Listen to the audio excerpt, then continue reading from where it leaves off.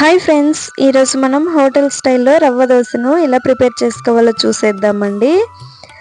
నేను చెప్పే ఈ కొలతలతో మీరు కూడా ఒకసారి ట్రై చేయండి. కొత్తగా చేసేవారు కూడా చాలా పర్ఫెక్ట్గా కుదురుతుంది. ఇంకా ఆలస్యం ఎందుకు, రవ్వ దోశను ఎలా ప్రిపేర్ చేసుకోవాలో చూసేద్దాం పదండి.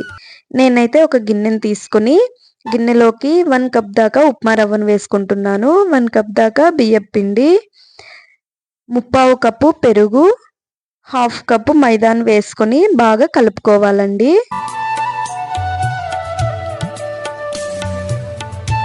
చూడండి, ఈ విధంగా బాగా కలుపుకోవాలి. ఇప్పుడు కొద్ది కొద్దిగా వాటర్ని వేసుకొని కలుపుకోవాలండి.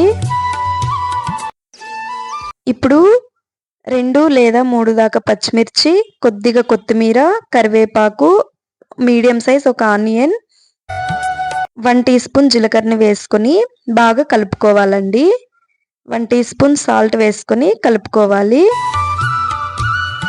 చూడండి, ఈ విధంగా అన్ని వేసుకున్న తర్వాత మొత్తం బాగా కలుపుకోవాలండి.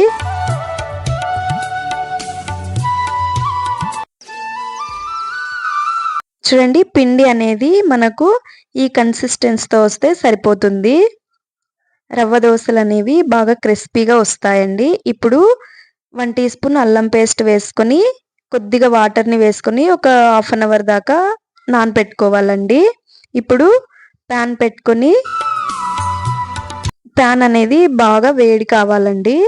కొద్దిగా హీట్ అయిన తర్వాతనే రవ్వ దోశను వేసుకోవాలి. ఈ విధంగా హీట్ అయిన తర్వాత ఇలా రవ్వ దోశను వేసుకోవాలండి.